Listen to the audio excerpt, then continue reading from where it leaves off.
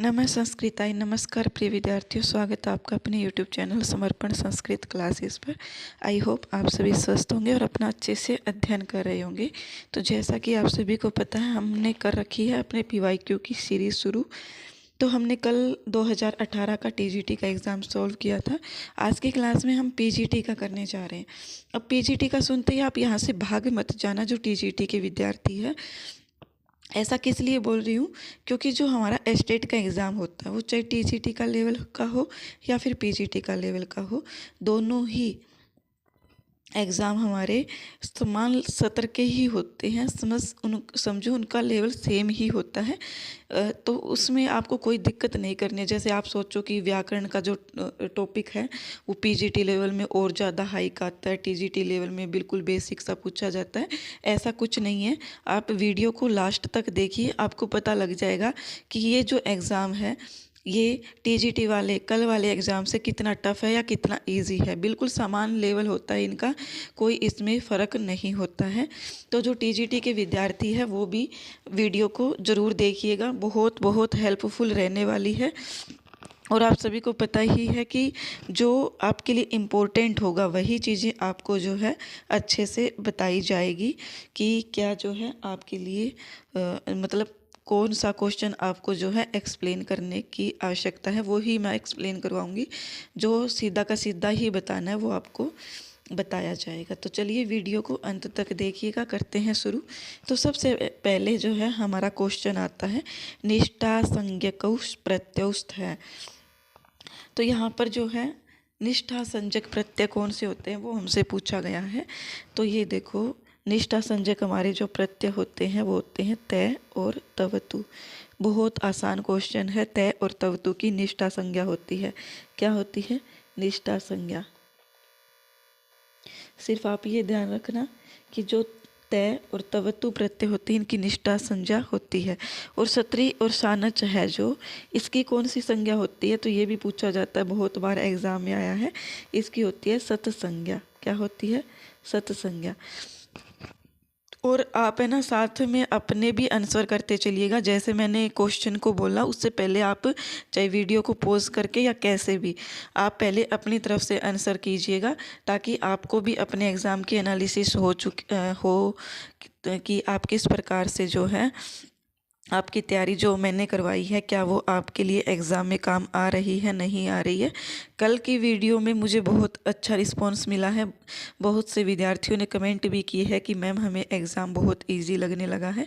तो ये मेरे लिए बहुत बहुत अच्छी बात है कि आप सभी को जो है मेरा पढ़ाया हुआ समझ में आ रहा था। तो यहाँ पर सत्री और सानच की सत संज्ञा होती है। तो पूछा जा सकता है, जैसे निष्ठा संज्ञा पूछा है तो वो तय और तवतु प्रत्यय की होती है, इसी प्रकार से सत्री और सानच की सत संज्ञा होती है। तो ये आप अच्छे से ध्यान रखिएगा। फिर आता है हमारा शिष्य है। शिष्य है शब्द है, तो ये हमने अच्छे से एक सूत्र पढ़ा था। क्या था सूत्र? सूत्र एति स्तु सास द्रि जुस कैप, इस तरह का कुछ सूत्र था, आपको याद हो तो वो सूत्र क्या कर रहा था? वो कैप प्रत्यय कर रहा था। क्या कर रहा था? कैप प्रत्यय। तो यहाँ पर शिष्य शब्द में कौन सा प्रत्यय है? तो बहुत आसान है, कैप प्रत्यय ही होगा। क्यों नहीं? हमने अच्छे से पढ़ा है, नेत होता है जिसमें आदि वृद्धि हो जाती है। आदि वृद्धि जिसमें होती है वो नेत होता है। आदि वृद्धि मीन्स कि कोई शब्द है उसके अंदर मतलब पहले वाला शब्द जो है वो दीर्घ हो जाता है, वृद्धि हो जाती है उसके अंदर, तो वो हमारा अण्यत प्रत्यय होता है। लेप होता है, आप सभी जानते हैं, तवा के स्थान पर प्रयोग किया जाता है। और वो क्यों प्रयोग किया जाता है? क्योंकि उपसर्ग पहले होता है, इसलिए। तो लेप हो गया हमारा। यत कहाँ पर प्रयोग किया जाता है? जब उपदा में पे और मैं, ऐसा कुछ हमने पढ़ा था।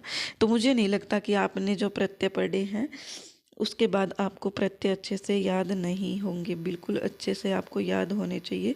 मैंने अच्छे से सूत्र पढ़ाया है आपको। एक एति स्तु सास द्रि जुस कैप, ऐसा कुछ सूत्र था वो। तो उस सूत्र में आपको बताया गया था कि इन सभी शब्दों में क्या लगेगा? हमारा शिष्य है शब्द है तो सास धातु है इसके अंदर। अगर हमसे शिष्य शब्द पूछ ले तो इसके अंदर धातु कौन सी है? तो सास धातु है। और सास धातु में कैप प्रत्यय लगाने से हमारा रूप बनता है शिष्य। तो ये आप अच्छे से ध्यान रखिएगा। तो यहाँ पर हमारा सही ऑप्शन हो जाएगा ऑप्शन नंबर 1। फिर आता है हमारा ऑप्शन क्वेश्चन नंबर 93।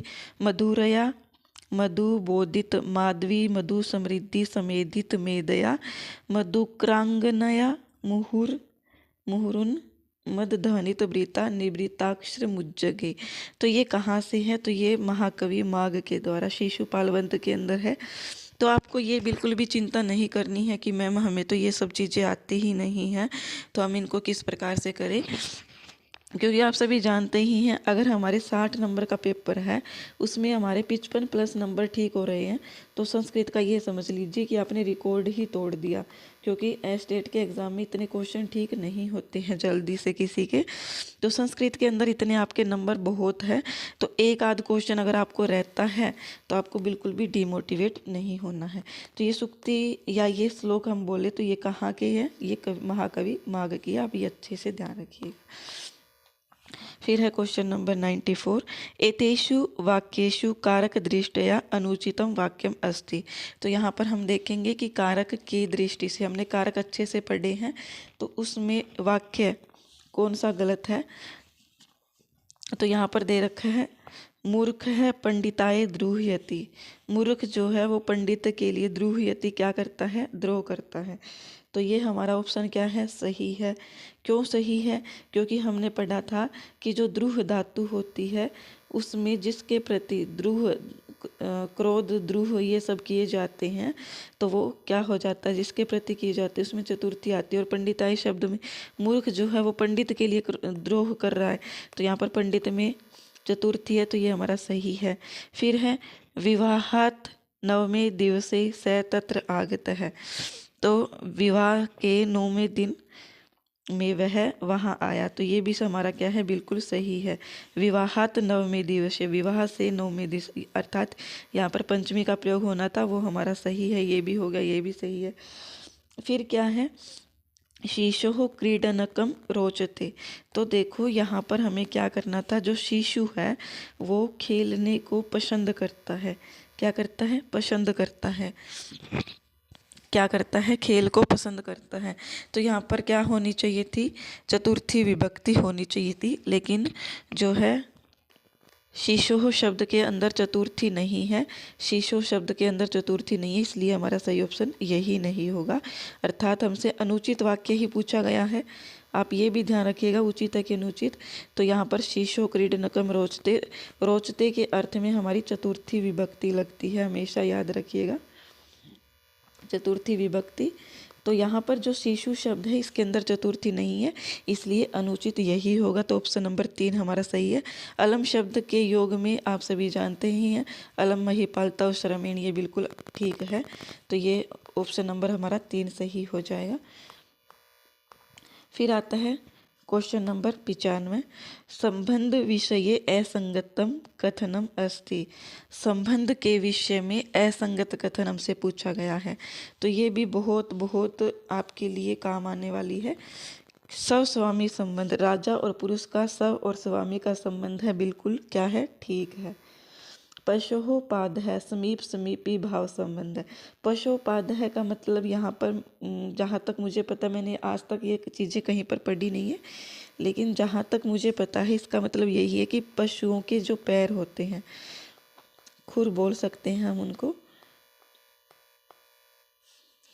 उनका समीप समीपी भाव संबंध नहीं होता। यही इसमें, यही हमारा असंगत कथन पूछा गया है, तो यही होगा। और क्या है? गवाह समूह, तो समूह समूही, क्योंकि यहाँ पर समूह है तो ये भी सही हो जाएगा। पृथ्व्याः स्वामी, पृथ्वी का स्वामी क्या होता है? हमारा पालक। क्या होता है? पालक। तो हम जहाँ पर भी जहाँ पर रहते हैं तो वो पाल्य पालक भाव संबंध हो जाता है। राज्य पुरुष सब स्वामी संबंध हो जाता है। और सही ऑप्शन हमारा क्या हो जाएगा? ये सही नहीं है, मतलब ये गलत है, इसलिए ऑप्शन नंबर 2 हमारा क्वेश्चन के अकॉर्डिंग सही हो रहा है। क्वेश्चन के अकॉर्डिंग क्या है? हमारा ऑप्शन नंबर 2 सही हो रहा है। लेकिन मैं आपको ये देख करके कहीं अगर मुझे मिलता है तो मैं आपको ज़रूर बताऊंगी, और अगर किसी को पता है तो वो आप मुझे कमेंट में बताइएगा, ताकि मैं और विद्यार्थियों की भी थोड़ी हेल्प कर सकूँ, क्योंकि मैंने आज तक ये चीज़ें कहीं पर भी नहीं देखी है। अगर कहीं मिलते हो तो भी मुझे बताइएगा कमेंट में, फिर मैं उसका अध्ययन करूँगी। चलिए आगे करते हैं 96 नंबर। बुद्धः इत्यत्र कै प्रत्यय, तो बिल्कुल आसान सा है, तय प्रत्यय है।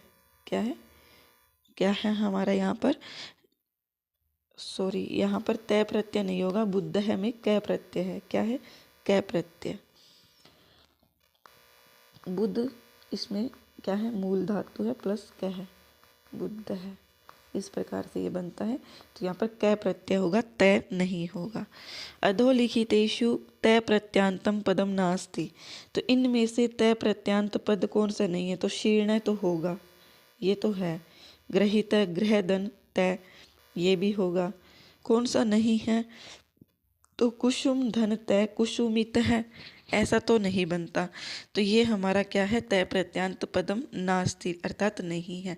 घ्राण शब्द में भी तय प्रत्यय है, ग्रहित शब्द में भी तय प्रत्यय है, शीर्ण शब्द में भी तय प्रत्यय है, लेकिन कुसुमित शब्द में तय प्रत्यय नहीं है। इसलिए हमारा सही ऑप्शन इसके क्वेश्चन के अकॉर्डिंग यही हो जाएगा। मृज प्लस तय इति अश्य निष्पत्ति वर्तते, तो यहाँ पर मृज प्लस तय का क्या बन जाएगा हमारा, मृज प्लस तय का हमारा बन जाएगा मृष्ट है। ये तो हम देखते ही, जैसे पृष्ठ प्लस तय पृष्ठ बना देते हैं, इसी प्रकार मृष प्लस तय मृष्ट है बन जाता है। अपवर्गे तृतीया इति कारक सूत्रस्य उदाहरणम अस्ति, क्या है, अपवर्गे तृतीया इति कारक सूत्रस्य उदाहरणम अस्ति, अर्थात ये जो सूत्र है, इस सूत्र का उदाहरण कौन सा है, तो वो हमारा कौन सा हो जाएगा, क्रोशेन अधीता पाणिनीय शिक्षा। क्या है, क्रोशेन अधीता पाणिनीय शिक्षा।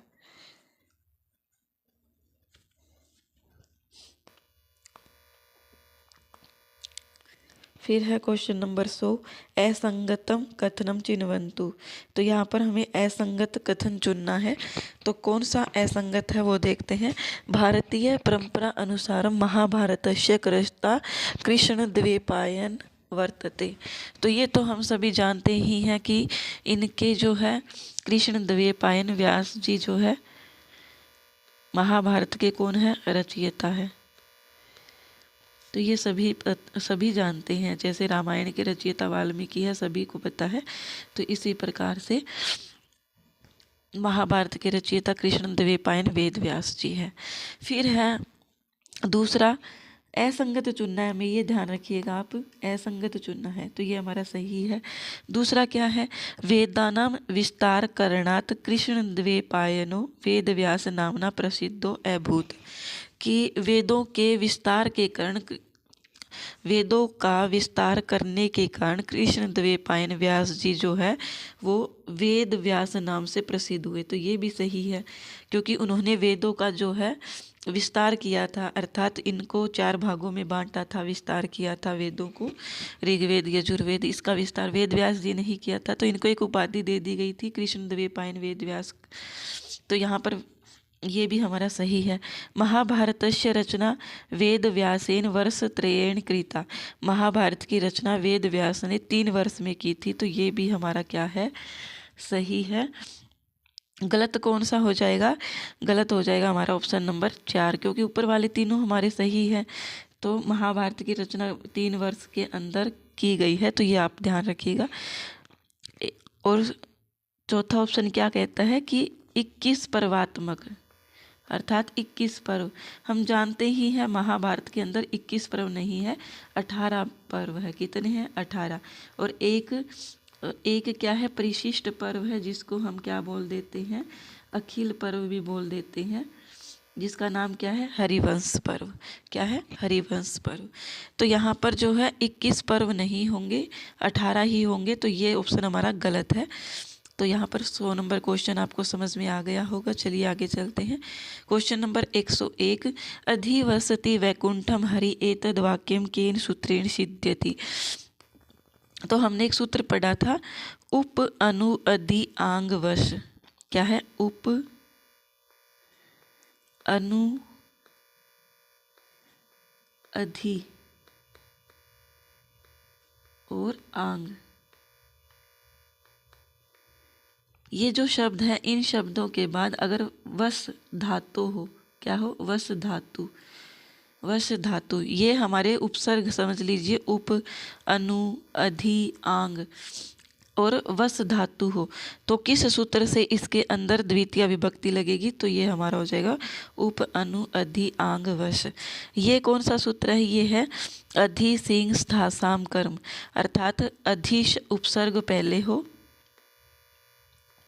अधि उपसर्ग पहले हो, सिंह या फिर स्था आस धातु हो तो यहाँ पर क्या होता है, इस सूत्र के अनुसार कर्म होता है।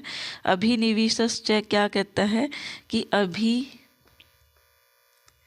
या फिर नी उपसर्ग हो प्लस में विष धातु हो, क्या हो, विष धातु, तो हमारा क्या होगा, इस सूत्र के अनुसार, इस सूत्र के अनुसार कर्म संज्ञा होगी। तो यहाँ पर ये हमें आप सभी जानते ही हैं ये सभी सूत्र, तो हमें क्या ध्यान रखना है, इस में क्या है, अभी हमने पढ़ा कि उप, अनु, अधि, आंग, वश, वश धातु, यहाँ पर देखो ये रही वश धातु, और जैसे ही वश धातु देखते हो तो यहाँ पर आपको पता लग जाएगा कि इस सूत्र के अनुसार यहाँ पर द्वितीय विभक्ति लगी है। आई होप आप समझ गए होंगे। फिर आ गया एक क्वेश्चन, रामायण महाभारतयो साम्य वैषम्य विषये असंगतम कथनम चिनुत है। यहाँ पर हमें असंगत कथन चुनना है, तो असंगत कथन कौन सा हो जाएगा हमारा, पहले हम देखते हैं फिर हम करेंगे, तो आप अपनी तरफ से आंसर दीजिएगा इसका क्या सही होगा। पहला है हमारा उभय अत्र स्त्री विषयक विवादो युद्धस्य हेतु, तो सबसे पहले जो हमारा क्वेश्चन है 102 नंबर, तो यहाँ पर दोनों में ही क्या कहा गया है, स्त्री विषयक विवाद के कारण युद्ध हुआ है, अर्थात स्त्री के कारण ही युद्ध हुआ है दोनों के अंदर, रामायण के अंदर और महाभारत के अंदर। क्योंकि आप सभी जानते ही हैं रामायण में सीता को जब रावण उठा करके ले गए थे, इसीलिए राम ने रावण से युद्ध किया था और रावण को पराजित किया था। और महाभारत में द्रौपदी ने उसके ऊपर उसके लिए शायद दुर्योधन के लिए हंसी थी, वो क्या कहते हैं द्रौपदी, तो उसका बदला लेने के लिए दुर्योधन और पांडवों के बीच, अर्थात कौरवों और पांडवों के बीच युद्ध हुआ। तो मतलब दोनों का जो कारण है वो स्त्री ही होता है, तो ये आप ध्यान रखिएगा। फिर आता है हमारा 102 नंबर ऑप्शन नंबर 2, इसमें क्या है, उभय अत्र नायक नायिका जन्म वृत्तांते अलौकिकतायाः समावेश है। तो यहाँ पर क्या कहा गया है कि यहाँ पर दोनों में ही नायक और नायिका का जन्म वृत्तांत जो है वो लौकिक नहीं है, अलौकिक है। फिर है तीसरा ऑप्शन, रामायणे बहवो नायिकाः, यहीं पर आप गलत कर दिए हैं, एग्जामिनर ने गलती कर दी है। गलती मीन्स कि हम पकड़ लिए हैं कि रामायण में बहव नायिका कहाँ है, रामायण में तो सिर्फ एक ही नायक है, राम। कौन है, राम जी। राम जी एक ही नायक है रामायण में, महाभारत में अनेक नायक है। तो यही हमारा जो है असंगत पूछा है, इसलिए ऑप्शन नंबर 3 हमारा सही हो जाएगा। ऑप्शन नंबर 4 भी क्या कह रहा है ये भी देख लीजिए, महाभारते रामायण कथाया उल्लेखो वर्तते परंतु रामायणे न महाभारत उल्लेख है, कि महाभारत में रामायण की कथा का उल्लेख है लेकिन रामायण में महाभारत का उल्लेख नहीं है। तो इसका मतलब यही है कि जो हमारी रामायण रचना है ना वो प्राचीन है महाभारत से, क्या है, प्राचीन है। तो आइए आगे देखते हैं, निंदकः इत्यत्र कै प्रत्यय। अब आप देख सकते हैं कि प्रत्यय से रिलेटेड हमसे कितने प्रश्न पूछे जाते हैं। तो निंदकः शब्द में कौन सा प्रत्यय है, तो वो आप सभी देख ही सकते हैं, णवुल है। क्या है, णवुल। एक सूत्र आता है युवार नाकौ, युवार नाकौ, ये सूत्र है, वेरी वेरी इंपॉर्टेंट है। तो युवार नाकौ ये सूत्र क्या करता है, यू जो ल्यूट का यू बचता है ना प्रिय विद्यार्थियों, ल्यूट का जो यू बचता है, ल्यूट का यू बचता है, इस यू को तो ये कर देता है, क्या कर देता है, अन आदेश कर देता है। क्या कर देता है, अन आदेश। ये आप ध्यान रखिएगा, ये जो अन आदेश होता है इसमें कोई विसर्ग या हलंत नहीं होता है, सीधा अन ही होता है। मतलब ये कंप्लीट होता है, हलंत नहीं होता, बस इतना ध्यान रखिएगा। विसर्ग कहीं पर लगी हो सकती है, कहीं पर नहीं लगी हो सकती है, तो ये आप ध्यान रखिएगा कि ये जो न है ना अन वाला, ये हलंत नहीं है। इसी प्रकार से जो नवुल है इसमें वू शेष बचता है, और वू को इस सूत्र से क्या हो जाता है, अक, क्या हो जाता है, अक।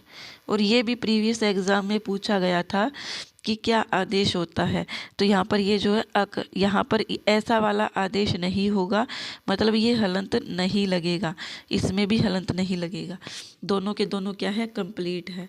तो ये आप ध्यान रखिएगा, ये कंप्लीट है, दोनों के दोनों, इनमें विसर्ग मिल सकती है। तो यहाँ पर हमारा निंदक है शब्द में क्या हो जाएगा, नवुल हो जाएगा। नवुल के न की तो संज्ञा हो जाएगी, ले की तो संज्ञा हो जाएगी, और वो का अक आदेश हो जाएगा और निंदक है शब्द बन जाएगा। तो ये सूत्र आप ध्यान रखिएगा। कस्मिन पदे यण संधि वर्तते, किस पद में यण संधि है, तो ये हमें बताना है। क्या है, किस पद में यण संधि है, ये हमें पता है, बताना है। तो सबसे पहले तो हमारे पास जो है 104 नंबर क्वेश्चन है।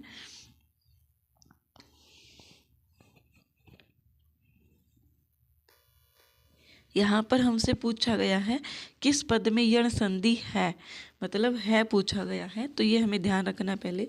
तो तब धन लकार है में कोई यण संधि नहीं है, तब धन लकार है में कोई यण संधि नहीं है, तो ये हमारा गलत हो जाएगा। पितृ धन ऋणम, ये भी नहीं होगा क्योंकि यहाँ पर वृद्धि हो रही है री को। गव्यम गो धन यम, तो ये हमने कहाँ पर पढ़ा था, ये हमने अयादि संधि में पढ़ा था, गव्यम, तो ये भी नहीं होगा। यण संधि पूछा है तो लरी धन आकृति, क्या हो जाएगा, लरी धन आकृति, क्या बन जाएगा, लाकृति ही, क्या बन जाएगा, लाकृति ही। तो ऑप्शन नंबर हमारा हो जाएगा सही 4। अरे कहाँ चला गया,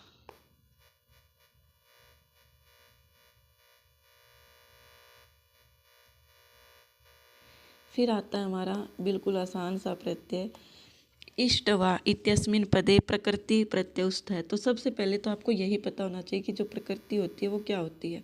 प्रकृति वही होती है प्रिय विद्यार्थियों जो हम धातु बोलते हैं, क्या होती है, धातु। धातु सभी जानते हैं, लेकिन प्रकृति में थोड़ा सा कन्फ्यूजन हो सकता है। जो विद्यार्थी बिल्कुल बेसिक से लेकर के चल रहे हैं उनको तो कन्फ्यूजन होना ही होना है कि प्रकृति क्या होती है। जिन्होंने अच्छे से संस्कृत में अध्ययन कर रखा है, शास्त्री कर रखी है, उनको दिक्कत नहीं आती होगी। तो यहाँ पर इष्टवा इत्यस्मिन पदे, इष्टवा में क्या है कि हमारा ऑप्शन सही कौन सा हो जाएगा, तो वो होगा हमारा यज प्लस तवा, क्या हो जाएगा, यज प्लस तवा। तो ये जो है इश ऐसी कोई धातु नहीं है, इष्ट भी धातु नहीं है और इच्छ भी, मतलब ये सही नहीं होगा। इष्टवा के लिए यज को इष्ट आदेश हो जाता है बाद में, और वो हमसे नहीं पूछा जाता कि कैसे क्या आदेश होता है, सिर्फ हमें ये पता होना चाहिए कि इष्टवा शब्द जब बनता है, अगर हम इष्ट शब्द भी बना रहे हैं तो वो यज प्लस तय से बनता है, यज प्लस तय, फिर हमारा इष्ट है बनता है, क्या बनता है, इष्ट है। तो यज शब्द आपको इष्टवा शब्द जहाँ पर भी देखने को मिले तो यज शब्द आप ध्यान रखिएगा। क्रियायाम स्वातंत्र्येण विविक्षितो अर्थ है शात, कितना आसान सा है, करता होगा ये तो 106 नंबर का कर्ता शात, अर्थात क्रियायाम, क्रिया में स्वातंत्र्येण, स्वतंत्र रूप से जिसको कहा जाता है कि मतलब जिस जो स्वतंत्र, आप स्वतंत्र शब्द को ही पहचान लीजिए और क्वेश्चन को टिक कर सकते हैं। स्वातंत्र्येण अर्थात जो कर्ता होता है वो हमारा स्वतंत्र होता है, किसी के ऊपर आश्रित नहीं होता। हमारा सही ऑप्शन क्या हो जाएगा, कर्ता।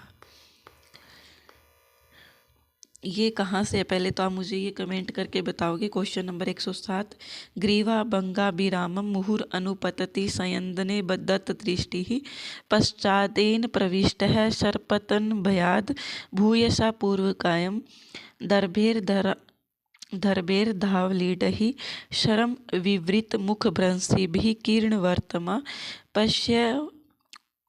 पश्योदग्रप्लुत तवाद वियति बहुतरम स्तोकम उर्व्या, क्या है, स्तोकम उर्व्याम प्रयाति। तो ये जो है ना ये श्लोक, ये कहाँ से है, ये श्लोक है हमारा, ये आप मुझे कमेंट से बताओगे, कमेंट के अंदर से बताओगे कि ये श्लोक कहाँ से लिया गया है। इसके अंदर छंद कौन सा है, तो छंद हम अक्सर गिनेंगे, पहले ऐसे थोड़ी ना छंद बता देंगे। तो छंद के अक्षर गिनते हैं 1 2 3 4 5 6 7 8 9 10 11 12 13 14 15 16 17 18 19 20 21 21 छंद है इसके अंदर, सॉरी 21 अक्षर है, 21 वर्ण है इसके अंदर। फिर है दूसरे में भी गिन लेते हैं 1 2 3 4 5 6 7 8 9 10 11 12 13 14 15 16 17 18 19 20 21 ही है, मतलब इसमें 21 है। तो ये इसमें छंद कौन सा हो जाएगा, कौन सा छंद हो जाएगा इसके अंदर हमारा, श्रगधरा। आपने सुना होगा एक त्रिमुनि यति युताम, ऐसा कुछ लक्षण सुना होगा। अगर किसी ने छंद पढ़ा ना, उनको तो कोई दिक्कत आ नहीं रही। जिसने नहीं पढ़ा है तो उसके लिए व्याकरण की प्लेलिस्ट बना रखी है चैनल पर, जाकर के छंद की क्लास देख लीजिए। क्योंकि अगर आप छंद के भी क्लास जो है, छंद के भी अगर वो गलत करके आ रहे हो ना आप क्वेश्चन, तो फिर आपसे बेवकूफ़ इंसान भी इस धरती पर कोई नहीं है। क्योंकि छंद जो है इतना इजी होता है, देखते ही हम पहचान लेते हैं। सिर्फ अक्षरों की गणना करो और बताओ कि इसमें छंद कौन सा है। तो आप छंद की क्लास देख करके आइए। ज़्यादा से ज़्यादा 1 घंटे की क्लास होगी, 2 क्लास है, वो देखिए आप अच्छे से। तो यहाँ पर हमारा छंद कौन सा हो जाएगा, श्रगधरा छंद हो जाएगा। श्रगधरा का लक्षण कैसा है छंद में, मृब्नैर्याणाम त्रिमुनियतियुताम श्रगधरा कीर्तितेयम। त्रिमुनि मीन्स कि एक जो मुनि होता है उसके अंदर 7 होते हैं, एक मुनि में 7 होते हैं। तो 3 मुनि है, तो 3 मुनि में अगर हम 7 मान करके चलें तो 7 गुणा 3 इज इंटू 21 हो जाते हैं। तो 21 अक्षर इसके अंदर है, तो ये आप ध्यान रखिएगा। नमः प्लस तव्यत इत्यनेन किम पदम निष्पन्नम भवति। नमः प्लस तव्यत, यहाँ पर 108 नंबर क्वेश्चन में नंतव्यम बनता है। कल भी ऐसा ही कुछ देखने को मिला था जहाँ पर ये रोंग था, मतलब ऐसा तव्यत लगा हुआ और सेम धातु से प्रत्यय पूछा गया था हमसे। तो हमारा नंतव्यम बनता है, क्या बनता है, नंतव्यम। ये आप ध्यान रखिएगा। नम प्लस तव्यत देखते ही हम क्या कर देते हैं, नेतव्यम कर देते हैं, जो नहीं होगा। नमितव्यम कर देते, नहीं होगा। नतव्यम कर देते हैं, ये तो कभी भी नहीं होगा। तो ये आप ध्यान रखिएगा, क्या बन जाएगा, नंतव्यम।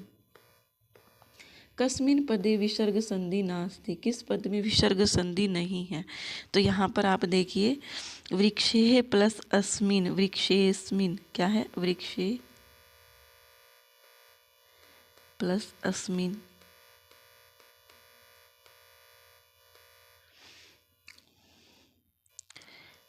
वृक्षे प्लस अस्मिन, इसी शब्द के अंदर क्या है हमारी जो है, इसी शब्द के अंदर हमारी विसर्ग संधि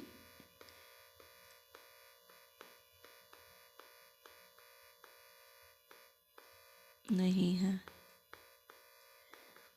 अर्थात पहला ही क्वेश्चन हमारा नास्ति पूछा है, तो वृक्षे प्लस अस्मिन इसी शब्द के अंदर हमारी जो है विसर्ग संधि नहीं है, बाकी सभी में है। जैसे वधु प्लस एषा, तो यहाँ पर विसर्ग का रै हो गया है। नृपः प्लस अवदत, तो यहाँ पर विसर्ग को ओ हो गया है। देवः प्लस अधुना, तो यहाँ पर भी विसर्ग को ओ हो गया, यहाँ पर भी, और यहाँ पर रै हो गया है। तो यहाँ पर वृक्ष से प्लस अस्मिन, यहाँ पर देख सकते हैं यहाँ पर संधि कौन सी है, तो यहाँ पर हमारी पूर्व रूप संधि है। कौन सी, पूर्व रूप संधि। क्योंकि मैंने आपको पहले ही बताया, जहाँ पर भी आपको अवग्रह दिखे पूर्व रूप कर देना, पर ऐसी भी गलती मत कर देना कि आपको यहाँ पर भी आप पूर्व रूप कर दो। तो ये थोड़ा सा पहचानना सीख लीजिएगा, मैंने अच्छे से संधि वाले चैप्टर में करवा रखा है। क्योंकि आप थोड़ा विग्रह करके देख सकते हैं, जैसे यहाँ पर मैं लिखूँ तो यहाँ पर इसका विग्रह होगा नृपः प्लस अवदत, विसर्ग को ओ हो गया, और ओ होने के बाद जो बाद में ए है, बाद में इसको क्या हो गया, अवग्रह हो गया। तो यहाँ पर क्या है, विसर्ग संधि है। लेकिन यहाँ पर जो है विसर्ग संधि इसलिए नहीं है क्योंकि वृक्ष है प्लस अस्मिन होकर के बाद में एक ही मात्रा नहीं होती है, इसलिए यहाँ पर पूर्व रूप संधि है। भास नाटक चक्र विषये असंगतम कथनम अस्ति, तो यहाँ पर देखते हैं हम 110 नंबर क्वेश्चन कि भास नाटक चक्र, जो भास नाटक चक्र है उसमें कितने नाटक है, तो 13 नाटक है। सबसे पहले तो यही पता होना चाहिए कितने नाटक है, 13 नाटक है इसके अंदर। प्रतिज्ञा योगेंद्रायण नाटके चत्वारः अंक है, बिल्कुल सही है। प्रतिज्ञा योगेंद्रायण जो नाटक है इसमें 4 अंक है, तो ये सही है। असंगत पूछा है तो ये आप ध्यान रखिएगा, असंगत ही बताना है, कहीं आप सही को आंसर टिक कर दो। दूसरा है स्वपनवास वदत नाटक विषय ऐशा उक्ति प्रचलिता दाहको अभुन्न पावक है, तो ये भी हमारा क्या हो जाता है, ये भी हमारा ऑप्शन जो है सही है। धूत कटोत्कच नाटके एक है एव अंक अस्ति, बिल्कुल सही है। धूत कटोत्कच जो नाटक है ना, धूत कटोत्कच, अरे क्या दिमाग में चल रहा है, धूत घटोत्कच, इस नाटक में भी क्या है, एक ही अंक है, अर्थात इसको एकांकी कहा जाता है। क्या कहा जाता है, एकांकी। लेकिन ये जो है हमारा ऑप्शन नंबर 4, ये क्या है, बालचरित नाटके भगवत है रामस्य जन्मन है आरभ्य लंका दहन पर्यंतम कथा निबद्धा, तो ये हमारा बिल्कुल गलत है। क्या है, बिल्कुल गलत है। बालचरित नाटक में भगवान राम के जन्म का वर्णन इसमें नहीं किया गया है। आगे आता है क्वेश्चन नंबर 111, एषु कथनेषु यत् सुमेलितम नास्ति तद अस्ति, अर्थात इनमें से सुमेलित कौन सा नहीं है वो बताइए हमें।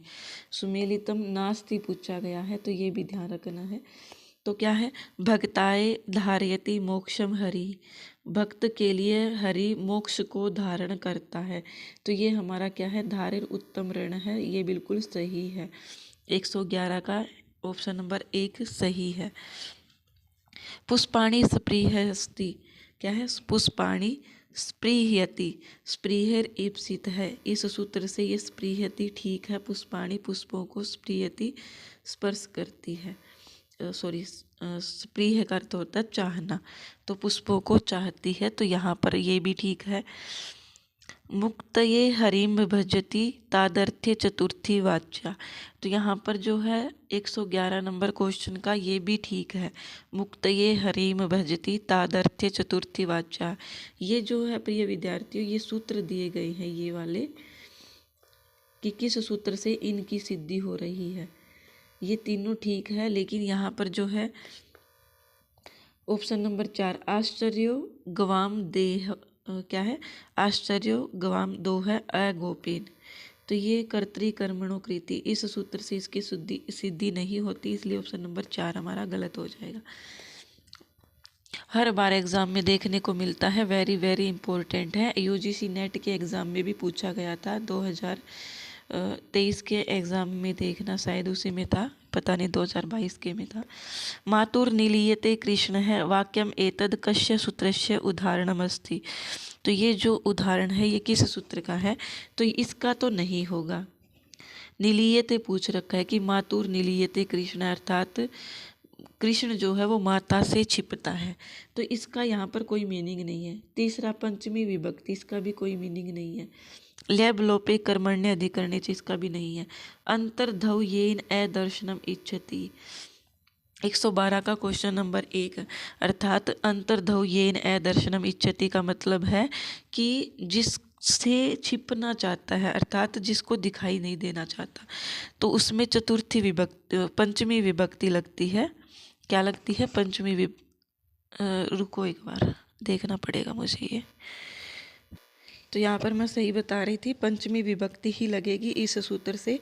अंतर्धव्येन अदर्शनमिच्छति, अर्थात जिससे छिपना चाहता है उसमें, तो यहाँ पर जो कृष्ण है वो माता से छिपना चाहता है, तो माता के अंदर पंचमी लगी है, तो ये बहुत बार एग्जाम में देखने को मिलता है, तो ये आप ध्यान रखिएगा। तो ये है अंतर्धव्येन अदर्शनम इच्छति इस सूत्र का। और ये मैंने जो भी आपको कारक के उदाहरण करवाए हैं ना, जो भी कारक के उदाहरण करवाए हैं, वही एग्ज़ाम में आपको कारक के उदाहरण देखने के लिए मिलेंगे, कुछ भी एक्स्ट्रा आपको नहीं देखना है। कहीं आप सोचो कि मैम आपने उदाहरण जो है वो एक एक दो दो ही बताए हैं, तो ऐसा कुछ नहीं है। अब आप देख भी रहे होंगे एग्ज़ाम करने से कि आपके एग्ज़ाम कितना अच्छा सा सोल्व हो रहा है, नहीं हो रहा है। फिर है क्वेश्चन नंबर 113, हरणम, क्या है, हरणम नयनम शयनम इति एतेषु पदेषु प्रत्यय अस्ति। तो यहाँ पर हमने पढ़ा था युवर नाको सूत्र से यू को अन आदेश हो रहा था। क्या हो रहा था, अन। तो यहाँ पर अनम नाम का कोई प्रत्यय नहीं होता, सत्री इनमें प्रत्यय है नहीं। अन्यर प्रत्यय आप सभी जानते ही हैं कि अन्य ही शेष बचता है, तो ये भी नहीं होगा। तो ऑप्शन नंबर 2 हमारा सही हो जाएगा। अनम नाम का कोई प्रत्यय नहीं होता है, क्षत्रि प्रत्यय होता है, लेकिन यहाँ पर क्षत्रि का प्रयोग नहीं है। तो लुट का ही अन बनता है, यू का ही अन बनता है, तो इसीलिए हरणम नयनम शयनम ये बनता है। तो ये समझ में आ गया होगा आपको।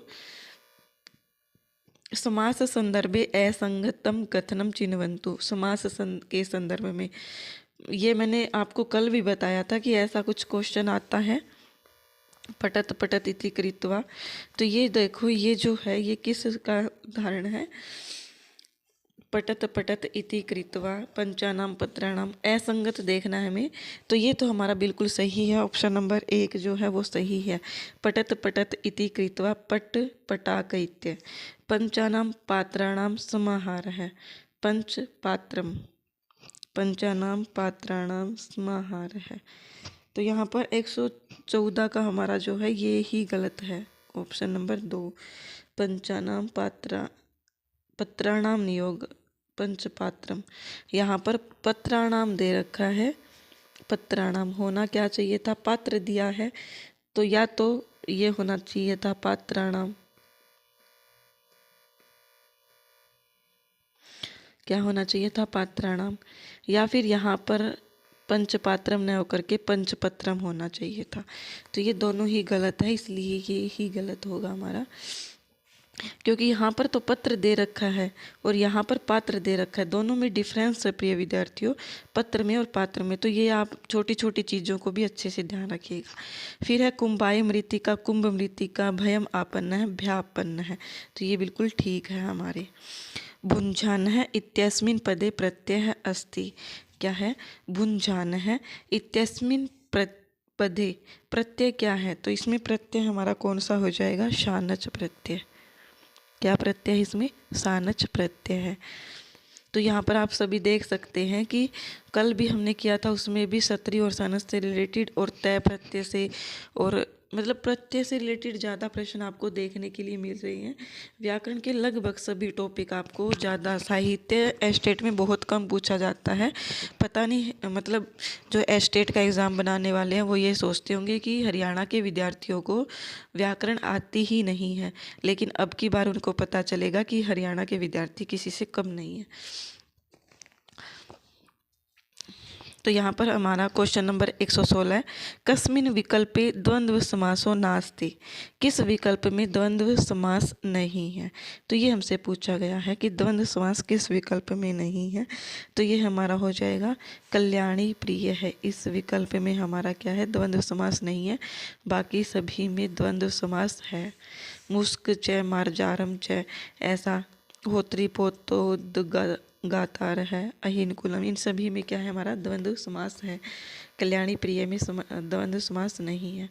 फिर आ गया एक और स्टेटमेंट कि एषु कथनेषु कालिदास ग्रंथ विषये काश्चित सूचना प्रदत्ता एतासु असंगतम किम अस्ति।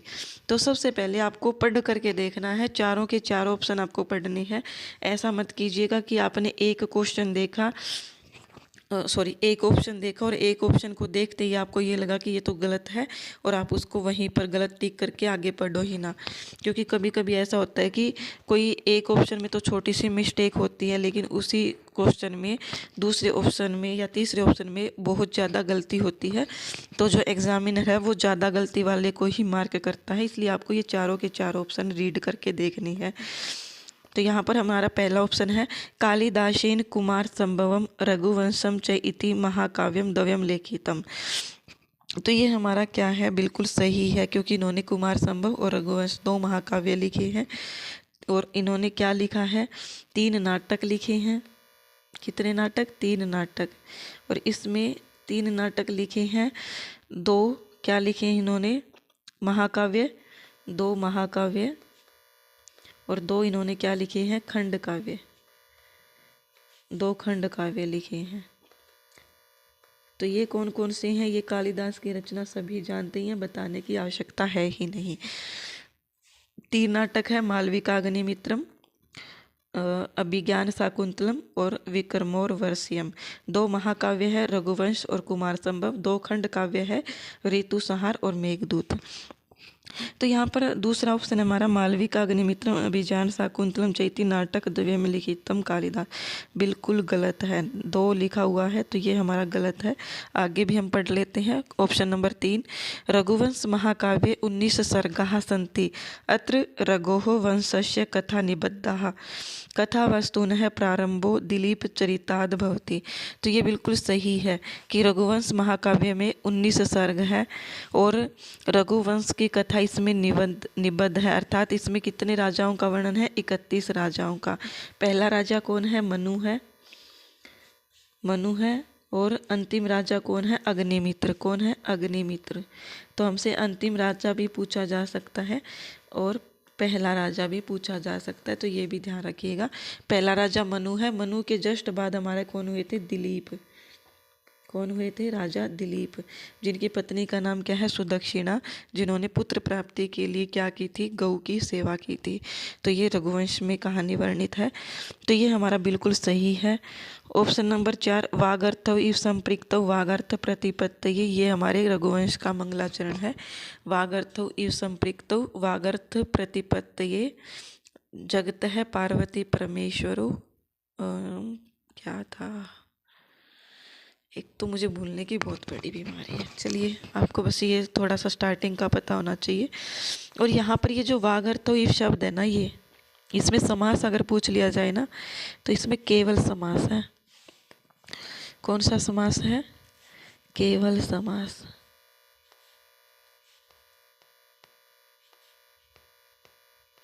वागर्थ इव में। फिर आता है हमारा क्वेश्चन नंबर 118, यमन सब लाग है गह शिखरिणी, जिसने पढ़ रखा है उनको कोई दिक्कत नहीं है। यमन सब लाग है, सबला गह शिखरिणी, शिखरिणी, बिल्कुल आसान सा लक्षण पूछा है, तो ऑप्शन नंबर हमारा 1 सही हो जाएगा।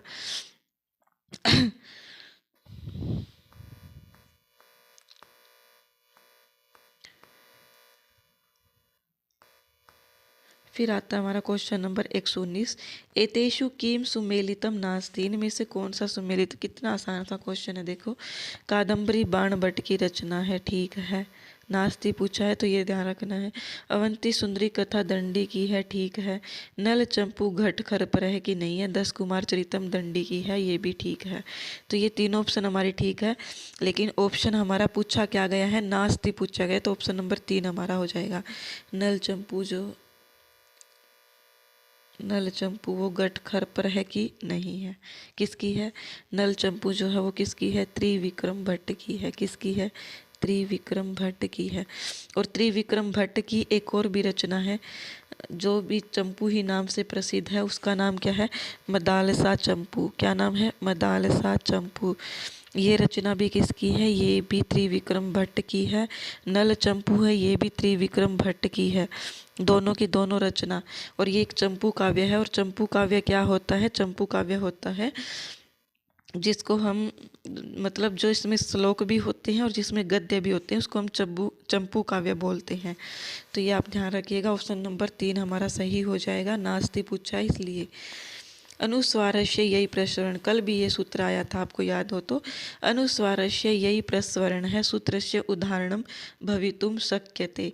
तो यहाँ पर 120 नंबर क्वेश्चन का हमारा क्या सही हो जाएगा, अचिंत है, ये हमारा सही हो जाएगा। क्या हो जाएगा, अचिंत है। क्यों सही हो रहा है, क्योंकि हमने कल पढ़ा था अम प्लस कित, कित। तो ये जो सूत्र है ये क्या कहता है कि ये जो क है ना, ये क अगर आगे क है तो ये ऊपर आने वाली अनुस्वार इसी वर्ग की 5वीं हो जाएंगी। तो क्या बन गई थी, अम ए, और ये जो अनुस्वार है ये इसी वर्ग की 5वीं, तो ये ग क इत है। तो इसी प्रकार से अंचित अगर हम करें तो अम प्लस चित अम प्लस चित है। और फिर क्या हो जाता है इसके अंदर, यहाँ पर हमारा पास च है और इसी वर्ग का पांचवा हो रहा है, तो पांचवा हमारे पास ये होगा। तो यहाँ पर अनुस्वार को हटा करके अंचित ये बन गया है। लेकिन इसमें और इसमें और इसमें ऐसा कुछ नहीं है। आई होप आप ये समझ पा रहे होंगे अनुस्वार से यही प्रसवर्ण है क्या करता है। ये देखो कितना आसान सा, मैंने आपको बताया है ना जब हमने व्याकरण पढ़ी थी तो उसके प्रयोजन। रक्षा उह आगम लघु असंदेह प्रयोजनम व्याकरण शास्त्रस्य एतानि पंच प्रयोजानि केन उक्तम। तो ये महाभाष्यकार पतंजलि ने कहे हैं। क्या किसने कही है? महाभाष्यकार पतंजलि ने। किस में कही है? महाभाष्य में ही कहा है। किसमें? महाभाष्य में। महाभाष्य में ही कहा है। रक्षा उह आगम लघु और असंदेह ये हमारे क्या होते हैं? व्याकरण के 5 प्रयोजन होते हैं जो मुख्य रूप से पूछे जाते हैं हर एग्ज़ाम में। तो ये आपको ध्यान रखना है। कहाँ पर ये इसका वर्णन मिलता है? तो ये मिलता है पतंजलि द्वारा रचित महाभाष्य में। फिर आता है हमारा क्वेश्चन नंबर 122। कर्तरि इति ऋकारांत पदस्य सप्तमी विभक्ति एक वचने किम रूपम स्यात्। तो यहाँ पर हमारा सही हो जाएगा कर्तरि। क्या हो जाएगा? कर्तरि। ऐसा कोई रूप नहीं बनता है, तो ये आप ध्यान रखिएगा, कर्तरि सही हो जाएगा। द्वा सुपर्णा सयुजा सखाया कस्मात उपनिषद है उद्धृत है। कि ये जो सुक्ति है, कल की क्लास में क्या था? कल की क्लास में क्या पूछा गया था याद नहीं आ रहा मुझे, कुछ सत्यमेव जयते ऐसा कुछ ही पूछा गया था। तो ये द्वा सुपर्णा सयुजा सखाया किस उपनिषद से लिया गया है? तो ये लिया गया है हमारे मुंडको उपनिषद से। कहाँ से लिया गया है? मुंडको उपनिषद से। बृहदारण्यक सबसे विशाल, या हम बोल सकते हैं बृहत्तम उपनिषद है। मतलब जितनी भी उपनिषद है ना, उसमें सबसे विशाल उपनिषद बृहदारण्यक उपनिषद है। छांदोग्य उपनिषद में हमने एक पाठ पढ़ा था NCERT को लेकर के, वो बताती हूँ। वांगमन है प्रमाण, वांगमन है प्राण स्वरूपम, स्वरूपम, ये हमने पाठ पढ़ा था। इसके अंदर किसका वर्णन है छांदोग्य उपनिषद में? आरुणि और श्वेत केतु का संवाद। आरुणि व श्वेत केतु का संवाद वर्णित है।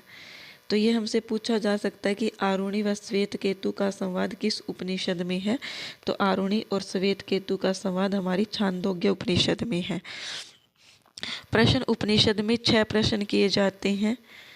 इसमें प्रश्न करके पूछते हैं। मुंडक उपनिषद में हमने जान ही लिया है कि ये अभी हमारा जो द्वा सुपूर्णा, इसी के लिए बस ये इम्पोर्टेंट है। तो आई होप आप ये सभी समझ गए होंगे। चलिए अब हमारा इसका ऑप्शन नंबर 4 सही है। त्यजत जागृत छिंदत पदेशु प्रत्यय अस्ति। तो यहाँ पर प्रत्यय कौन सा हो जाएगा? 124 का क्षत्रिय प्रत्यय। कौन सा प्रत्यय हो जाएगा? क्षत्रिय प्रत्यय सही हो जाएगा। इसके अंदर तय प्रत्यय नहीं होगा, ध्यान रखिएगा। क्षीणः क्षीणो अपि शशिः भूयो भूयो अपि वर्धते नित्यं वीरं प्रसीद सुंदरी यौवनम यौवनम निवर्ति यातम तु। क्षीणः क्षीणो अपि शशि भूयो भूयो अपि वर्धते नित्यम। यहाँ पर 125 में कौन सा अलंकार है? व्यतिरेक अलंकार है। ये अलंकार कैसा होता है? जैसे हम किसी से उपमा करते हैं, मैं समझाती हूँ आपको। ये व्यतिरेक अलंकार हमें कैसे देखने को मिलता है, क्या होता है, चाहे हमारे सिलेबस में हो या ना हो। वैसे मुझे पता है लगा हुआ होगा ये सिलेबस में। तो व्यतिरेक अलंकार जो है वो है, मैं आपको सिर्फ हिंदी में बता रही हूँ, आप इसका अर्थ देख लीजिएगा। व्यतिरेक क्या है? जो उपमा अलंकार होता है ना, उपमा, उपमा में हम क्या करते हैं? किसी से उपमा अर्थात हम किसी से वो करते हैं, जैसे उसका मुख जो है वो चांद के समान है, जैसे चंद्र के समान मुख है। तो यहाँ पर जो है वो चंद्र के साथ उपमा की जा रही है, लेकिन उसी को हम अगर हम उल्टा कर दे कि मुख के समान चांद है, तो ये क्या हो जाएगा? व्यतिरेक अलंकार हो जाएगा। अर्थात उपमा का विपरीत अलंकार अगर हमसे पूछा जाए तो वो कौन सा है? व्यतिरेक है।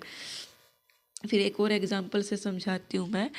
सिर्फ आप ये ध्यान रखिएगा कि उपमा का विपरीत अलंकार कौन सा है, तो व्यतिरेक है। कैसे है? जैसे मैंने एक एग्जाम्पल लिया कि वह लड़की लता मंगेशकर की तरह गाती है। वह लड़की लता मंगेशकर की तरह गाती है। तो यहाँ पर अगर मैं लिख के बताती हूँ, आपको अच्छे से समझ आएगा कि वह, या सीधा नाम लिख देती हूँ, सीता लता मंगेशकर की तरह गाती है। लता मंगेशकर की तरह गाती है।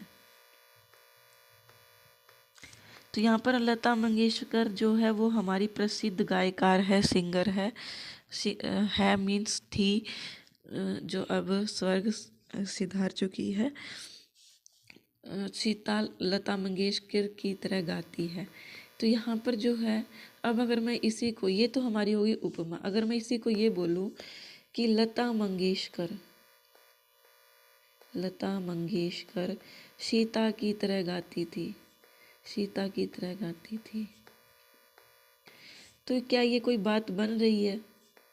मतलब सीता एक सामान्य लड़की है, कहीं आप सीता राम वाली सीता समझ लो, ये एक सामान्य, बस मैंने नाम लिया है, आप यहाँ पर सीता ना रख करके मेरा ही नाम ले लीजिए, जोनी। यहाँ पर भी हटा देती हूँ मैं। और लता मंगेशकर जोनी की तरह गाती थी, या मीन्स कुछ भी। तो यहाँ पर जो है ये हमारा क्या है? व्यतिरेक अलंकार है। क्या है? व्यतिरेक अलंकार है। क्योंकि जोनी की इतनी बकवास सी आवाज़ है, तो वो गाना तो दूर की बात, उससे तो एक श्लोक नहीं गाया जाता। तो चलिए, आप समझ गए होंगे, बस मेरा समझाने का ही औचित्य था। मतलब उपमा के जो विपरीत अलंकार होता है उसको हम क्या कहते हैं? व्यतिरेक अलंकार कहते हैं। 126 अपयेषु तडागेषु बहुत्रम उदकम भवति कस्य उक्ति ही। तो ये किसकी उक्ति है? ये है हमारे 126 नंबर शूद्रक की। किसकी है? शूद्रक की। तो ये इतना आपको डीपली जानने की आवश्यकता नहीं है। शूद्रक कौन है? मृच्छकटिकम के रचयिता है। मृच्छकटिकम के बारे में मैंने आपको कल की क्लास में बता ही दिया था। बार बार हम रिपीट करके क्लास को लेंथी नहीं करेंगे, बोरियत फील करोगे, नहीं तो आप गला सूख गया है, पानी पीने जाने की नीचे हिम्मत नहीं है। चलिए फिर भी करते हैं, कंप्लीट करके ही पानी पिएंगे। अधोलिखितेषु असंगतम विकल्पम अस्ति।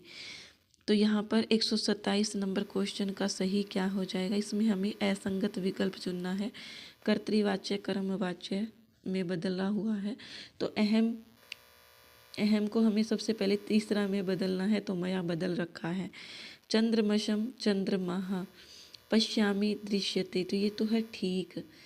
क्या है? ठीक है ये।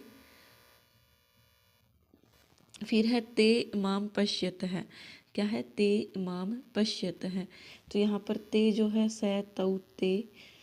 ते सैतौते त्वम युवाम यूयम त्वाम युवाम युवा, क्या है?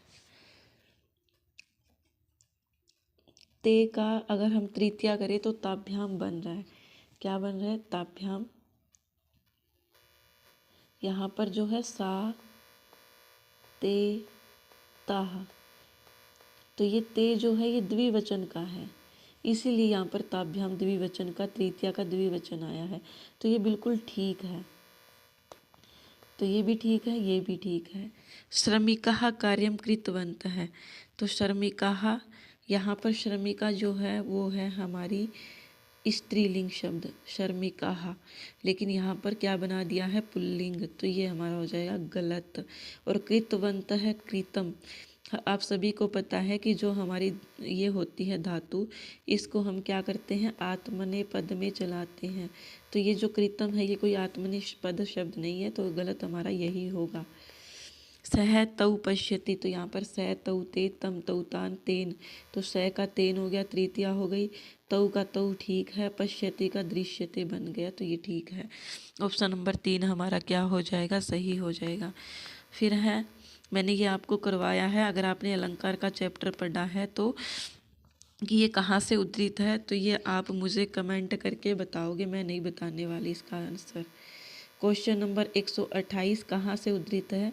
अगर आपने अलंकार पढ़े हैं मुझसे तो ये आपको पता होगा कहाँ से है।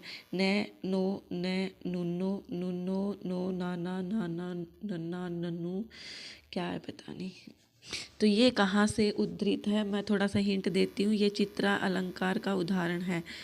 किसका उदाहरण है? चित्रा अलंकार का उदाहरण है।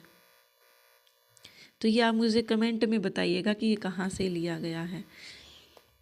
ये मैं नहीं बताने वाली आपको। चलिए 129 नंबर क्वेश्चन। हिरण्यमयेन पात्रेण सत्यस्य अपि हितं मुखम मंत्र है कश्याम उपनिषदि प्राप्यते।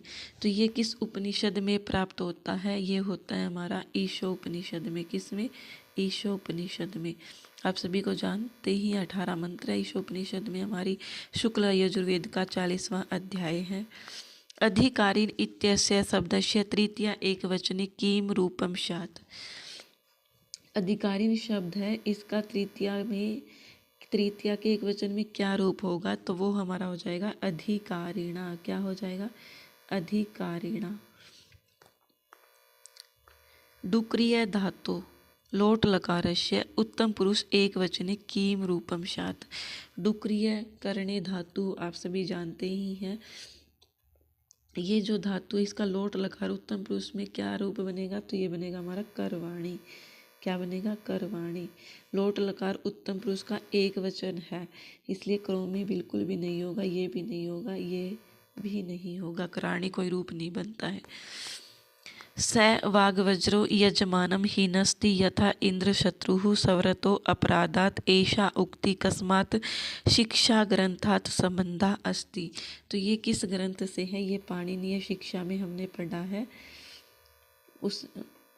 ये कहानी आप सभी ने सुन भी रखी होगी कि किसी ने इंद्र शत्रु वर्धस्व ऐसा कुछ जो है, तो वही पर स वाग्वज्रो यजमानम हिनस्ति यथा इंद्र शत्रु सवरतो, अर्थात सवर के अपराध के कारण मारा गया था। तो यही आपको वर्णन जो है पाणिनीय शिक्षा में देखने को मिलता है। अशुद्धम वाक्यम चिन्हवन्तु, अशुद्ध वाक्य चुनना है। तो यहाँ पर क्या है? चतस्रः कन्याः चत्वारः बालकाश्च गीतम गायन्ति। क्या है? चतस्रः कन्या चत्वारः बालकाश्च गीतम गायन्ति। तो यहाँ पर हमारा क्वेश्चन नंबर 133 का ऑप्शन नंबर 1 ठीक है। हमें अशुद्ध चुनना है। दूसरा है व्याधः चर्मणाय द्विपैनम हन्ति। तो ये ही हमारा गलत हो जाएगा। क्या हो जाएगा? गलत हो जाएगा। सर्वे छात्राः प्रभाते उत्तिष्ठेयुः। सभी छात्रों को सुबह जल्दी उठना चाहिए। तो यहाँ पर उससे ठेयु है। वसंत ऋतु सर्वेभ्यः रोचते। तो यहाँ पर चतुर्थी है रोच धातु के अर्थ में, तो ये भी ठीक है। ऑप्शन नंबर 2 हमारा सही हो जाएगा। गजेन्द्रः उच्चैः स्वरेण गायति अत्र अव्ययम पदम अस्ति। क्या है? गजेंद्र है उच्च ही स्वरेण। तो यहाँ पर अव्यय पद सभी को पता है उच्च ही है। क्या है? उच्च ही है। अव्यय का कितना आसान सा क्वेश्चन हमसे पूछा गया है, कितना आसान सा पूछा गया है अव्यय का क्वेश्चन। देख लीजिए अब आप। तो मैंने आपको जो भी चीज़ें, और आपने अभी तक देखा होगा, कल भी करवाया था, आज भी करवाया था, अभी तक उपसर्ग का एक भी क्वेश्चन आपको देखने के लिए नहीं मिला है। इसीलिए मैं आपको थोड़ा सा उपसर्ग करवाना ज़रूरी नहीं समझ रही थी। और मैंने वैसे भी जो है महा मैराथन जो दे रखी है उसके अंदर करवा रखा है। तो वो आप अगर उपसर्ग फिर भी पढ़ने का मन है आपका, तो वो आप वहाँ से देख लीजिएगा, क्योंकि हमें छोड़ना कुछ भी नहीं है, एग्ज़ाम में आए या ना आए, क्योंकि कुछ नहीं पता एग्जामिनर का, कुछ भी एग्ज़ाम में दे सकते हैं। तो यहाँ पर गजेंद्र है उच्च ही स्वरेण गायति। तो यहाँ पर उच्च ही शब्द हमारा अव्यय पद है। ऑप्शन नंबर 3 हमारा सही हो जाएगा। बृहद प्लस जर है अस्य संधि युक्तम पदम भविष्यति। बृहद प्लस जर है अस्य संधि युक्तम पदम भविष्यति। तो यहाँ पर क्या हो जाएगा? संधि युक्त पद क्या हो जाएगा हमारा? क्वेश्चन नंबर 135 का बृहज जर है। क्या हो जाएगा? बृहज जर है। ये हमारा क्या हो जाएगा? सही हो जाएगा, क्योंकि द को पहले क्या हो जाएगा हमारा? द को तैथ है द है यहाँ पर, तो च छ जय, उसी का तीसरा मतलब सामने वाला जो है झ, ये जय है, इसी का तीसरा हो जाएगा। तो इसका तीसरा क्या है यहाँ पर, इसी का तीसरा यहाँ पर जय है। क्या है, जय। झ वर्ण किस में आता है, चवर्ग में आता है, च छ जय। तो यहाँ पर जय जो है तीसरा अक्षर और तीसरा ही हो रहा है, तो ये हो जाएगा हमारा। अनाघ्रातम पुष्पम किसलयम लूनम कर रूहि पंक्तों कीम छंद है। तो यहाँ पर कौन सा छंद हो जाएगा हमारा, छंद हो जाएगा यहाँ पर हमारा, अक्षर गिन के ही पता करेंगे। तो 1 2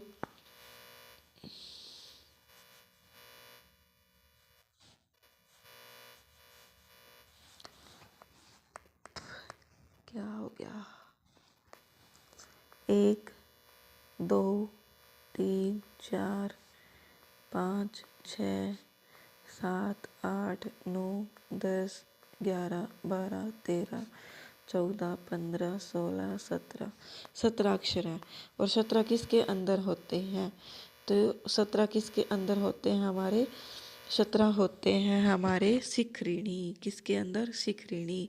यमन सब लाग है, क्या है, शिखरिणी। तो ये हमारा उसका शिखरिणी छंद का लक्षण आया था इसी पेपर के अंदर। तो यहाँ पर शिखरिणी छंद हो जाएगा हमारा। वेदांगेशु काल विदायक वेदांगम अस्ति।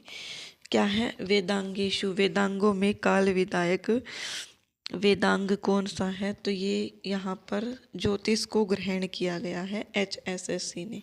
मतलब जो हमारा HTET का एग्ज़ाम करवाने वाले हैं, इन्होंने यहाँ पर क्या माना है, 137 का हमारा ज्योतिष माना है कि काल विदायक क्या हो जाएगा, ज्योतिष हो जाएगा। लेकिन अगर हम इसको ऐसे लेकर के चले कि अगर हम इसको काल के अकॉर्डिंग ऐसे लेकर के चले कि जैसे भूतकाल भविष्यत काल, तो ये सब हमारे इसी के अंदर आते हैं, ज्योतिष के अंदर ही। लेकिन मैंने आपको एक बार ग्रुप के अंदर भी बताया है, इसके अंदर शिक्षा आएगा, तो वो क्यों बताया था, क्योंकि वहाँ पर भी स्वर मात्रा काल इनके भेद से वर्णित किया गया है। तो आपको अब क्या करना है, आपको कभी भी आपको ये नहीं देखना है कि शिक्षा के अंदर भी जो है स्वर वर्ण मात्रा काल इन सब का वर्णन है, तो आप ये टिक कर दो। कभी भी काल से रिलेटेड प्रश्न पूछे तो आप सभी को यही करना है, आप सभी को क्या करना है, ज्योतिष ही करना है। क्या करना है, ज्योतिष ही करना है, शिक्षा नहीं करनी है। क्योंकि हमारे HTET के आंसर की में इसको ज्योतिष ही माना गया है। क्या माना गया है, ज्योतिष ही। तो काल विदायक मीन्स यही समझ लीजिए कि ज्योतिष ही है, जो हमारे भूत का भविष्य का वर्तमान का बता देते हैं। अस्माकं देशे डैश समस्याः सन्ति अत्र रिक्त स्थाने उचितं पदं स्यात्। हमारे देश में क्या समस्या है, यहाँ पर रिक्त स्थान पढ़ना है हमें। तो हमारा सही क्या हो जाएगा यहाँ पर, कहा। क्या हो जाएगा, कहा। क्योंकि समस्या है और समस्या को ही हमें यहाँ पर कहा बनाना है, कहानी नहीं आएगा, इसलिए का ही होगा। अशुद्ध वाक्यम चिन्वन्तु आगतेषु विप्रेषु दक्षिणाम अयच्छत। क्या है, आगतेषु विप्रेषु दक्षिणाम अयच्छत, ये ही हमारा क्या है, गलत है। स नेत्रेण कारण कर्णाभ्याम च बधिरो अस्ति, ये हमारा सही है, तृतीया विभक्ति ही लगेगी, तो नेत्रेण शब्द में तृतीया है। तम वानरेण साकम शह के अर्थ में तृतीया ही होती है, आपने सूत्र भी पढ़ा होगा सयुक्ते तृतीया, तो ये भी ठीक है। औषधालयस्य दक्षिणतः विद्यालय अस्ति, कि औषधालय के दक्षिण में विद्यालय है, तो ये भी हमारा सही है। लेकिन ऑप्शन नंबर 1 जो है वो गलत है और अशुद्ध ही पूछा गया है, तो हमारा ऑप्शन नंबर 1 हो जाएगा अकॉर्डिंग टू क्वेश्चन। उरुक्रम कस्य देवस्य उपाधि ही वर्तते, विष्णु की, किसकी है, विष्णु की। उरुक्रम आप सभी जानते ही हैं, तो ये हमारे विष्णु भगवान जी की उपाधि है। किसकी है, विष्णु भगवान की।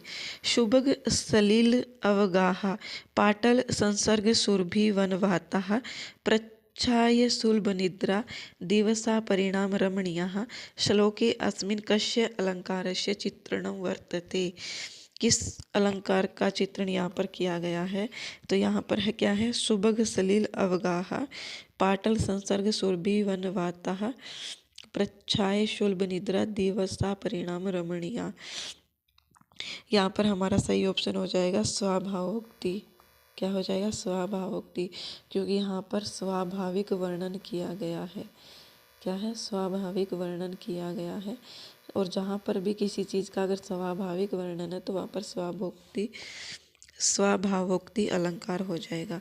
विनश्यति आशु अस्मिन पदे कै संधि? विनश्यति क्या है? विनश्यति प्लस आशु। अब मुझे तो इसमें पता नहीं है संधि कौन सी है, आपको ही पता है, आप ही बता दीजिए कौन सी संधि हो जाएगी इसके अंदर। बताइए बताइए, जल्दी बताइए कौन सी संधि होगी इसके अंदर। विनश्यति प्लस आशु, तो यहाँ पर ई को ए आने के बाद क्या हो रहा है? यह हो रहा है, तो हमारी यण संधि हो जाएगी। क्या हो जाएगी? यण संधि। ऑप्शन नंबर 2 सही हो जाएगा। असंगतम विकल्पम अस्ति। असंगत मतलब जो सही नहीं है, वो विकल्प कौन सा है? कादम्बरी बाण भट्ट की है। देखिए फिर से सेम क्वेश्चन सा ही रिपीट हो गया है। और शिवराज विजयम अंबिका दत्त की है, ठीक है। नागानंदम हर्षवर्धन की है। वाशवदत्ता सुबंधु की है, लेकिन नागानंदम हर्षवर्धन की नहीं है। नागानंदम रत्नावली प्रियदर्शिका और नागानंदम किसकी है? श्री हर्ष की है। किसकी है? श्री हर्ष की है। और श्री हर्ष और हर्षवर्धन दोनों अलग अलग हैं। तो यहाँ पर हमारा एक, अरे रे रे रे रे रे, रुको रुको रुको, sorry sorry sorry sorry. Kadambari बाण भट्ट की है, बिल्कुल ठीक है, लेकिन मैंने यह ध्यान नहीं दिया। अंबिका दत्त व्यास होगा, भट्टाचार्य नहीं होगा, इसलिए ऑप्शन नंबर 2 ही हमारा क्या है? सही है। सही मीन्स कि असंगत है, तो ये ही हमारा हो जाएगा option number 2 according to question. असंगत बताना है तो यहाँ पर अंबिका दत्त भट्टाचार्य नहीं होगा, व्यास होगा। और नागानंद हर्षवर्धन की ही है। इनकी 3 रचना है, कौन कौन सी? प्रियदर्शिका, रत्नावली और तीसरी क्या है? नागानंदम। तो ये हर्षवर्धन की ही है। अभी कुछ और ही लॉजिक बता देती मैं आपको, सॉरी। फिर है क्वेश्चन नंबर 144। व्रजंती ते मूड दीय है प्राभवम भवंती मायावेशु ये न मायिन है सुक्ति ही कस्माद ग्रंथात उद्धृता अस्ति।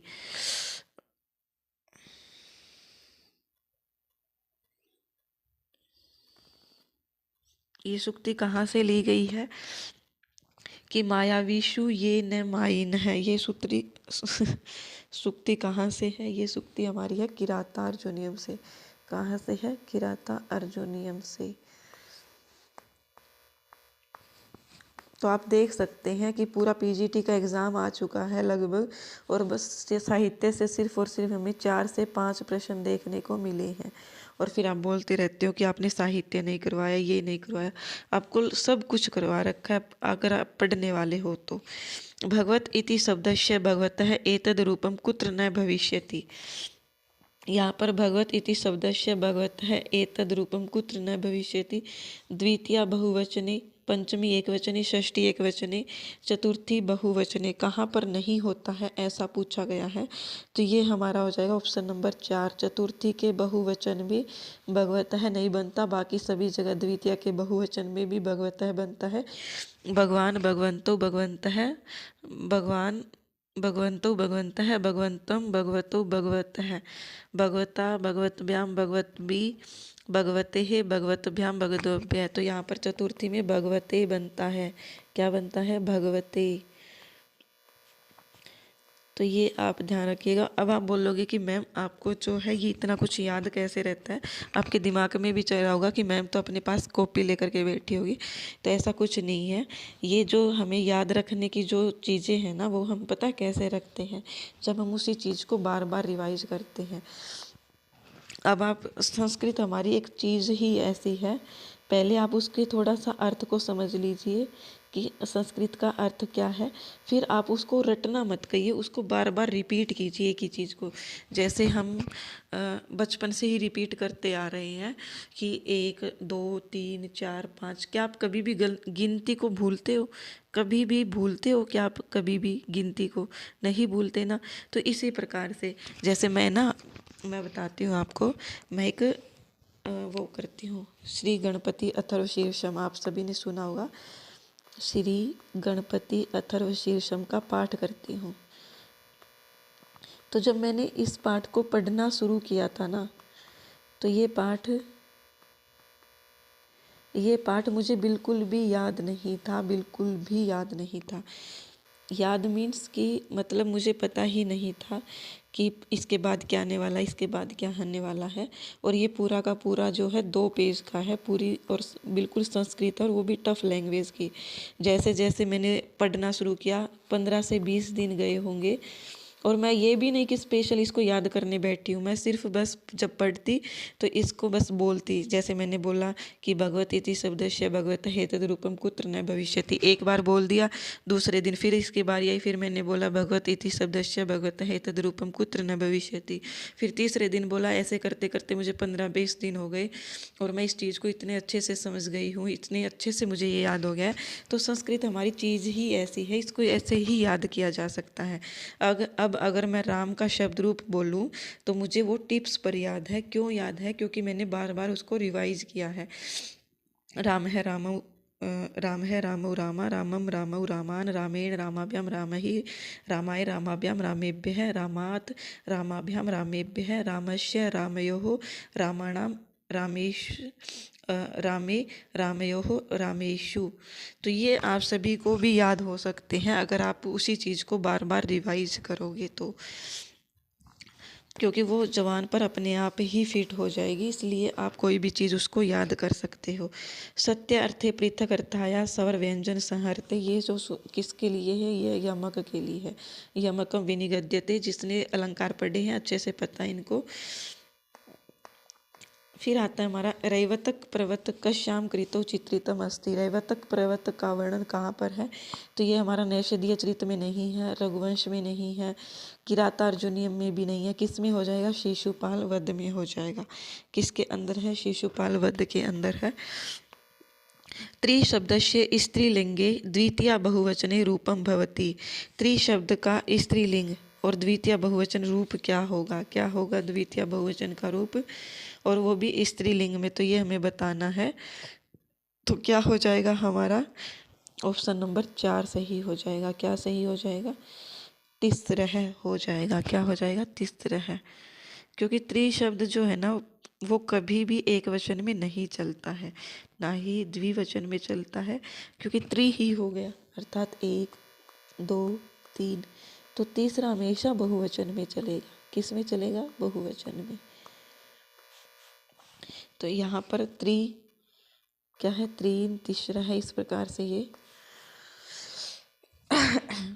गला सूख गया है पूरा। Question number 149। उपकुर्वन्ति तम संतम ये अंग द्वारेण जातुचित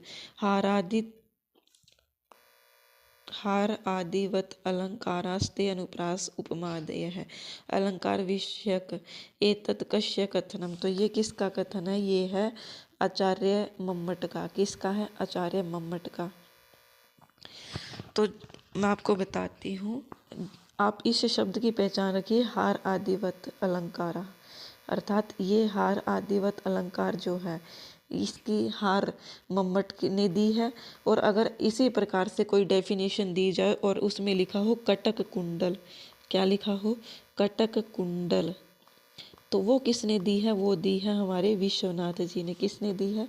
विश्वनाथ जी ने। तो ये डेफिनेशन थोड़ा सा इम्पोर्टेंट है, सिर्फ आप शब्दों को पहचानिए। हारादिवत मम्मट की है, कटक कुंडल विश्वनाथ का है।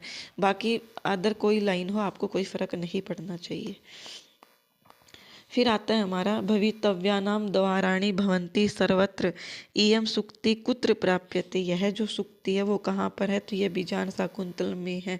सभी को पता है कि जो होना होता है उसके दरबार हर जगह होते हैं। तो ये हमारे कहाँ से है, ये हमारे अभिजान शाकुंतलम से है। तो यहाँ पर आपकी क्लास समाप्त होती है। आई होप आपको ये क्लास पसंद आई होगी। कमेंट करके बताइएगा कि क्लास कैसी लगी, और क्लास को प्लीज़ शेयर कर दीजिएगा। आप व्हाट्सएप पर वैसे भी तो स्टेटस लगाते रहते हो, कहीं किसी की मजाक या कोई वीडियो आ जाती है या कुछ भी, तो आप क्लास का लिंक भी तो आप व्हाट्सएप पर डाल सकते हो ताकि किसी और को दिख जाए, या ग्रुप में डाल दीजिए।